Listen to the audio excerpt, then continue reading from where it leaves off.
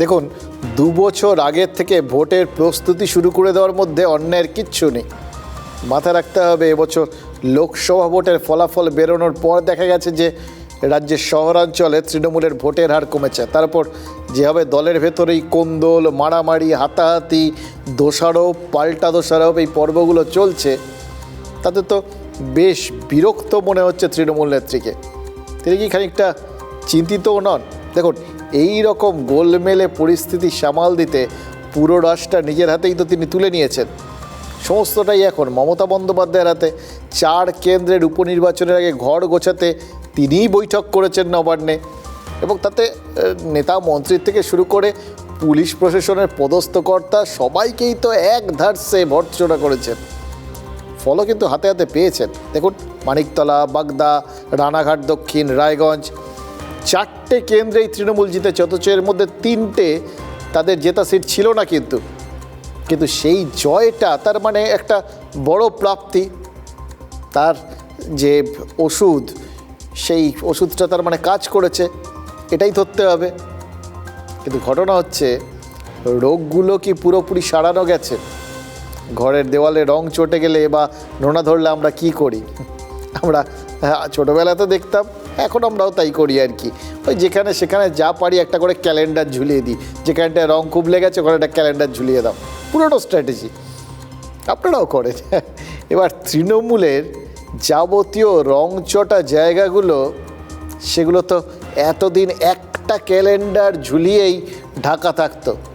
সেটাই মমতা বন্দ্যোপাধ্যায়ের ছবি দেওয়া ক্যালেন্ডার। এখন তো আর তা যাচ্ছে না, বরং তৃণমূলের লোকেরাই ওই ক্যালেন্ডার সরিয়ে সরিয়ে দেখিয়ে দিচ্ছেন কোথায় কোথায় গণ্ডগোল রয়েছে, কোথায় কোথায় রং চটে গেছে, কোথায় কোথায় নোনা ধরেছে। হ্যাঁ, মমতা বন্দ্যোপাধ্যায় জবরদখল তুলতে বলেছেন, বেআইনি নির্মাণ বন্ধ করতে বলেছেন, বেআইনি নির্মাণগুলোকে ভাঙতে বলেছেন, নেতাদের সতর্ক করে বলেছেন তার টাকা তোলার মেশিন চাই না, বিনম্র হতে বলেছেন। হয়েছে? তারপরেও তো এই 21শে জুলাইকে কেন্দ্র করে তৃণমূলের বিরুদ্ধে তোলাবাজির অভিযোগ উঠেছে। আলিপুরদুয়ারের এক ব্যবসায়ী কী অভিযোগ করেছেন? যে সমাবেশের জন্য তার কাছে মোটা অঙ্কের চাঁদা চেয়েছেন তৃণমূলের অঞ্চল সভাপতি, টাকা দিতে রাজি হননি তিনি। তাতে নাকি বারবার ওই অঞ্চল সভাপতি তার ওপর চাপ তৈরি করছেন। এলাকার তৃণমূল কর্মীরা নাকি তার কারখানায় চড়াও হয়েছিলেন বলে তিনি অভিযোগ করেছেন। মজার কথা কি জানেন? ওই ব্যবসায়ীর দাবি তিনিও তৃণমূল করেন। 21শে জুলাই সামনে আছে। এবার 21শে জুলাই নিয়ে আমার কাছে অনেক দিন থেকে বিভিন্ন দিক থেকে একটা চাপ সৃষ্টি করে। 21শে জুলাই অনেক লোকজন নিয়ে যেতে হবে, অনেক টাকা পয়সা খরচা, একটা খরচা বিয়ার করার জন্য একটা অ্যামাউন্ট আমার কাছে মোটা অ্যামাউন্ট চাই, কিন্তু সেই অ্যামাউন্ট আমার পক্ষে দেওয়া সম্ভব না। কারণ আমিও একজন একনিষ্ঠ তৃণমূলের কর্মী, আমি অন্যায়কে প্রশ্রয় দিতে রাজি না। কারণ আমাদের মাননীয় মুখ্যমন্ত্রী উনি বারবার বলেছেন অন্যায়কে কখনো আমরা প্রশ্রয় দিব না। তৃণমূল তোলা চেয়ে তৃণমূলেরই লোককে হুমকি দিচ্ছে, তার কারখানায় চড়াও হচ্ছে। এতে কি প্রমাণ হয়? দুটো জিনিস প্রমাণ হয়। এক, মুখ্যমন্ত্রী যতই বলুন তার টাকা তোলার মেশিন চাই না, মেশিন টাকা তোলার কাজ থামাচ্ছে না। এমনই তার তাগিদ, এমনই তার অভ্যেস হয়ে গেছে, সেটা নিজের লোকের ওপরেও কাজ করে যাচ্ছে, মানে যাকে সেম সাইড বলে আর কি। আর দুই, তৃণমূলে অন্তর্দ্বন্দ্বের আগুনটা সেটা মনে হচ্ছে ওই রাবণের চিতার মতো হয়ে গেছে, জানেন তো? রাবণের চিতাটা কি কোনো দিন নেবে না, সেরকম তৃণমূলের ওই অন্তর্দ্বন্দ্বের আগুনটাও বোধহয় কোনো দিন নেবার নয়। তাই তো দেখছি আলিপুরদুয়ারে তোলাবাজির যে অভিযোগ উঠেছে তৃণমূলের ভেতরে, সেটাকে যদি তৃণমূলের অন্তর্দ্বন্দ্ব নাও বলেন, এই পূর্ব মেদিনীপুরের ঘটনাটাকে কি বলবেন, গোলমালটাকে, সেটাকে তো অন্তর্দ্বন্দ্ব না বলে অন্য কিচ্ছু বলার উপায় নেই। সেখানেও কিন্তু দ্বন্দ্বটা প্রবীণ আর নবীন তৃণমূলের। লোকসভা নির্বাচনে পূর্ব মেদিনীপুরের 2টো কেন্দ্রেই তৃণমূল হেরেছে। তার মধ্যে কাঁথিতে হেরেছেন জেলা পরিষদের সভাধিপতি উত্তম বারিক। এবার ধরুন, দেখুন, উত্তম যদি নবীন তৃণমূলের নেতা হন, তাহলে প্রবীণ শিবিরের দায়িত্বে কে রয়েছেন? মন্ত্রী অখিল গিরি। এবার 21শে জুলাইয়ের প্রস্তুতি মঞ্চে এই 2 নেতাই নাম না করে একজন আরেকজনকে হুঁশিয়ার করেছেন। এই কী বলবেন? এরকম একটা পরিস্থিতিতে ভাবুন, সমাবেশের দায়িত্ব সামলাতে হচ্ছে সুব্রত বক্সিকে। এবার সুব্রত বক্সির নামটা শুনে মনে পড়ে গেল যে আগে কি হতো বাবু। হ্যাঁ, এমন একটা সময়ের কথা বললেন তো, তিনি এখন দায়িত্ব নিয়েছেন।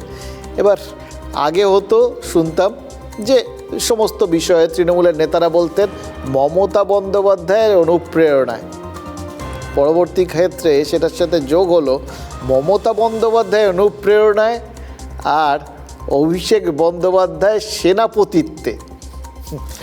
এবার শুনলাম কুণাল ঘোষ বললেন, শুনলেন তো, যে মমতা বন্দ্যোপাধ্যায়ের অনুপ্রেরণায় অভিষেক বন্দ্যোপাধ্যায়ের সেনাপতিত্বে, সুব্রত বক্সির সভাপতিত্বে।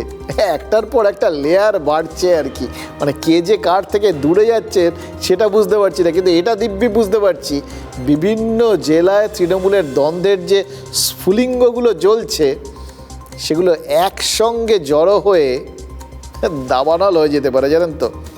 মানে এছাড়া অন্য কিছু তদ্দত 21 প্রবীণরা বাড়তি দায়িত্ব পাওয়ার পর অন্য কিছু উপায় আছে বলে তো মনে হচ্ছে না। 2009 থেকে 23 বাম আমল থেকে তৃণমূল জমানা, গত 14 বছরে পূর্ব মেদিনীপুরে বরাবরই জিতে এসেছে তৃণমূল কংগ্রেস। কিন্তু 24-এর লোকসভা ভোটে হোঁচট, তমলুকের সঙ্গে হাতছাড়া হয়েছে কাঁথি লোকসভা কেন্দ্র। শত চেষ্টা করেও অধিকারী গড়ে ঘাসফুল ফোটাতে ব্যর্থ শাসক দল।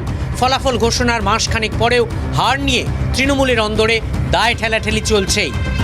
একদিকে অখিল গিরি, অন্যদিকে উত্তম বারিক। নানা ইস্যুতে বিরোধী দলনেতা শুভেন্দু অধিকারীর গড় কাঁথিতে তৃণমূল কংগ্রেস হারাহারি ভাগ।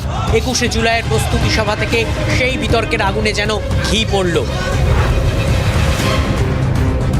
লোকসভা নির্বাচন, কাঁথিতে বিজেপির কাছে প্রায় 47,000 ভোটে হারে তৃণমূল কংগ্রেস। পটাশপুর বাদে লোকসভার অন্তর্গত 6টি বিধানসভাতে পিছিয়ে শাসক দল। হারের কারণ নিয়ে প্রথম থেকেই তৃণমূলের অন্দরে ষড়যন্ত্রের অভিযোগ উঠেছিল। বৃহস্পতিবার 21শে জুলাইয়ের প্রস্তুতি সভায় নাম না করে অখিল গিরির তোপ। খোঁজ খবর হচ্ছে কে পিছন থেকে ষড়যন্ত্র করেছে। টাওয়ারে কেউ কাজ করতে পারে, আমরা কোনো অসম্মান করছি না, আমাদের কোনো আপত্তি নেই, তার মানেই তাকে কাউন্টিং এজেন্ট রাখতে হবে। মন্ত্রীর গলায় ষড়যন্ত্রের অভিযোগ। ঘটনাচক্রে আবার টাওয়ার ব্যবসার সঙ্গে যুক্ত কাঁথির পরাজিত তৃণমূল প্রার্থী উত্তম বারিক। আমি প্রার্থী ছিলাম কাঁথি লোকসভা কেন্দ্রে সর্বভারতীয় তৃণমূল কংগ্রেসে। শুনেছেন কাউকে দোষারোপ করেছি যে অমুক বাবুকে আমি দোষ দিলাম, অমুক নেতৃত্বকে দোষ দিলাম, কোনো জায়গায় কোনো মিডিয়াতে দেখাতে পারবেন? এখানেই থামেননি রামনগরের তৃণমূল বিধায়ক। গিরির আরও গর্জন। কার অ্যাকাউন্টে কত টাকা গেছে আমাদের কাছে খবর এসেছে। বিজেপি টাকা দিয়েছে আমরা সব জানি রাতের অন্ধকারে।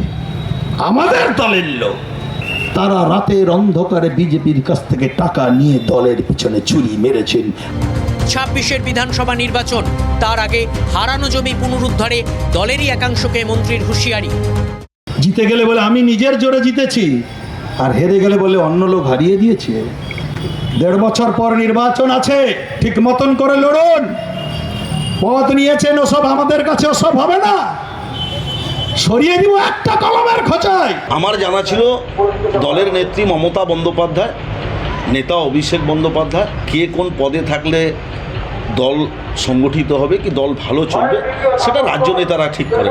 আমাদের জেলা থেকে যে ঠিক করা হয় এটা আমার ধারণায় ছিল না। শুধু লোকসভা কেন্দ্রে হারই নয়, কাঁথির সাংগঠনিক জেলায় 21শে জুলাইয়ের প্রস্তুতি সভাকে কেন্দ্র করেও যেন অখিল উত্তমদের মধ্যে হারাহারি ভাগ। তাই বৃহস্পতিবার যেখানে অখিল সুপ্রকাশনা সভা করেন, 24 ঘন্টার মধ্যে একই এলাকায় সভা করেন উত্তম বারিকরা। সব মিলিয়ে তেতে রয়েছে কাঁথির রাজনীতি, যদিও তারপরেও হুঁশিয়ারি চলছে। খোঁজ খবর হচ্ছে কে পিছন থেকে ষড়যন্ত্র করেছে। রাজ্য তৃণমূল কংগ্রেস 21শে জুলাইয়ের পর তদন্ত করবে, তাদের নাম আমরা দিয়ে এসেছি। একসঙ্গে চলার কথা, এক জায়গায় পৌঁছানোর কথা, আর তার বদলে একে অন্যের দিকে এরমভাবে টানা ফায়ারিং চলছে, দেখছেন তো। তবে আজ এমন একটা ঘটনা ঘটেছে যাতে অখিল এবং উত্তম বারিক দুজনের মুখের হাসি চওড়া হবে। নদিয়ার গাংনাপুরে আক্রান্ত দলীয় কর্মীদের সাথে দেখা করতে গিয়েছিলেন শুভেন্দু অধিকারী। এবার গাংনাপুর মোড়ে যখন তৃণমূল কর্মীরা শুভেন্দুকে ওয়েলকাম জানাতে মাইকে কিছু মন্তব্য করেন, শুভেন্দু শটান গাড়ির থেকে নেমে ওই তৃণমূল কর্মীদের দিকে তেড়ে যান। দেখুন, স্লোগান শুনেছেন, কিন্তু স্লোগানের জবাবে পায়ের চটি খুলে দেখিয়েছেন বিরোধী দলনেতা। বিরোধী দলনেতার এভাবে মেজাজ গরম করে দিতে পারাটা কিন্তু কম কথা নয়। 21শে জুলাইয়ের খাতায় নদিয়ার তৃণমূল কর্মীদের পয়েন্ট বাড়ার কথা, কিন্তু নদিয়ারই এক তৃণমূল কর্মী যে ভিডিও আজ সকালে ছড়িয়েছেন তাতে তো নাক কাটা গেছে বললেও আবার কম বলা হয়। এরপর সেই কথাটা তো বলতেই হবে, যেটা না বললেই নয়।